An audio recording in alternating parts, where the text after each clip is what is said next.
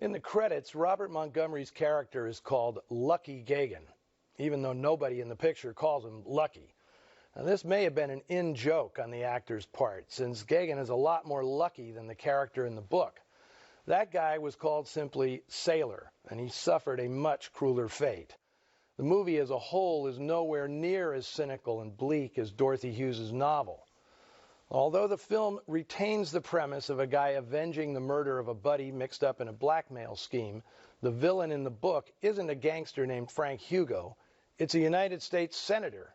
The Sen, as he's sneeringly called by our protagonist, murdered his wife, then killed the blackmailer extorting payoffs from him.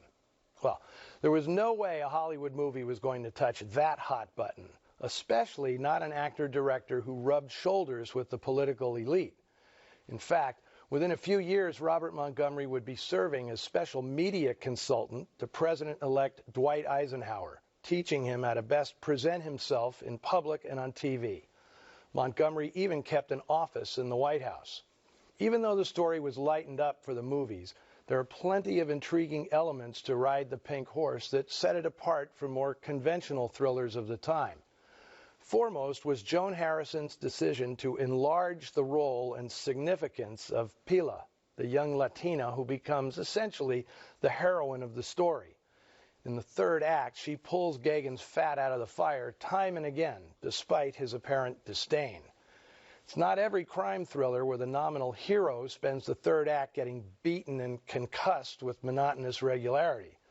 And the ending is particularly clever, as the storytellers resist a saccharine faux romantic wrap-up by suddenly shifting the focus to Pilar, suggesting that this has also been her story all along.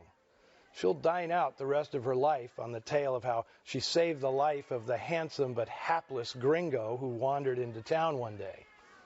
Wanda Hendricks had come to Hollywood from Florida only a few years before, and she immediately scored good roles, skipping right past the bit parts.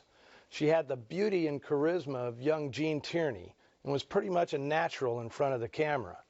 Her meteoric rise was detoured, however, when in 1949 she married All-American hero Audie Murphy, one of the most decorated soldiers of World War II. As his own movie career was taking off, Murphy demanded his bride give up hers, to be strictly a homemaker.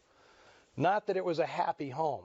Behind his boyish facade, Murphy suffered severe post-traumatic stress disorder, and more than once, gripped by night terrors, he held Hendricks at gunpoint, threatening to kill her. The eventual divorce tainted Hendricks, not Murphy, and by 1954 she retired from the movies, marrying James Stack, millionaire brother of actor Robert Stack. Although Joan Harrison and Robert Montgomery had high hopes for their professional partnership, it produced only two other films, the 1949 comedy Once More, My Darling, and the 1950 courtroom drama Your Witness, made in England. Montgomery directed and starred in both of those. And frankly, Harrison would have been better off on her own, making the noir-stained thrillers that were her specialty. By the late 40s, Robert Montgomery's star had waned, and he was using Harrison to keep his ship afloat. By insisting on acting and directing, Montgomery was giving less than his best to both. Now, whether you loved it or not, imagine how much more impact Ride the Pink Horse would have if Gagan had been played by an actor with real gravitas, someone like Richard Conte or Sterling Hayden, or even Alan Ladd. Well, if you disagree with that assessment, give me an earful over on the Noir Alley Facebook page or Twitter feed. Just be back here next week when I'll present an early and often overlooked example of Hollywood noir, featuring an unlikely leading lady, Betty Grable. She's joined by Carol Landis, Laird Cregar, and a very dapper Victor Mature, trading in his loincloth for a snazzy three-piece suit in the 1941 Fox feature, I Wake Up Screaming. But then, who doesn't these days? See you next week.